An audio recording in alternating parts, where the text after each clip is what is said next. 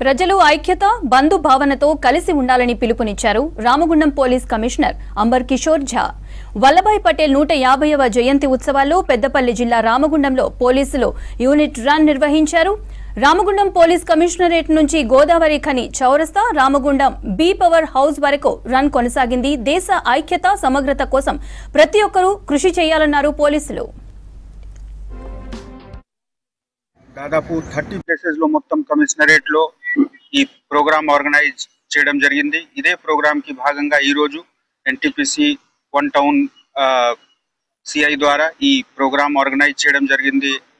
Ramagundam commissionerate దాదాపు 200 members మనము participate చేసాము. ఇక్కడ సొసైటీలో అందరు కలిసి ఉండాలి, మన మధ్యలో బంధు భావన ఉండాలి, మన కంట్రీకి యూనిటీ ఇంటిగ్రిటీ ప్రొటెక్ట్ చేయడానికి మేము అందరు సిద్ధంగా ఉన్నాము. ఈ భావనతో తర్వాత ఇదే భావన మన రన్ ద్వారా పబ్లిక్ కి కూడా స్ప్రెడ్ చేయడానికి ఈ ప్రోగ్రామ్ చేయడం జరిగింది.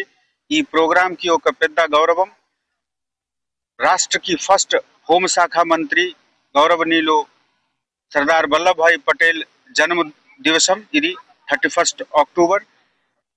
సర్దార్ పటేల్ ద్వారా చేసిన ప్రయాసంతోనే కంట్రీలో ఒక యూనిటీ ఉంది. అందరు రాష్ట్రం కలిసి ఒక దేశంగా మనము ఆ భావన మనము ముందుకు తీసుకువెళ్ళాలి. ఆ భావనతో ఈ ప్రోగ్రామ్ ఆర్గనైజ్ చేయడం జరిగింది. స్వర్గీయ శ్రీ సర్దార్ వల్లభాయ్ పటేల్ గారి జన్మదినాన్ని పురస్కరించుకొని ఏక్తా దివాస్ అని రామగుండం కమిషనరేట్ పరిధిలో ఈరోజు రన్ నిర్వహించడం జరిగింది. అందుకు నన్ను ఇన్వైట్ చేసినందుకు మనస్ఫూర్తిగా పోలీస్ డిపార్ట్మెంట్ వారికి, సిపి గారికి మనస్ఫూర్తిగా ధన్యవాదాలు. ఈ రన్ లో పాల్గొన్న డిపార్ట్మెంట్ వారికి, స్థానికులకి మరొకసారి అభినందనలు.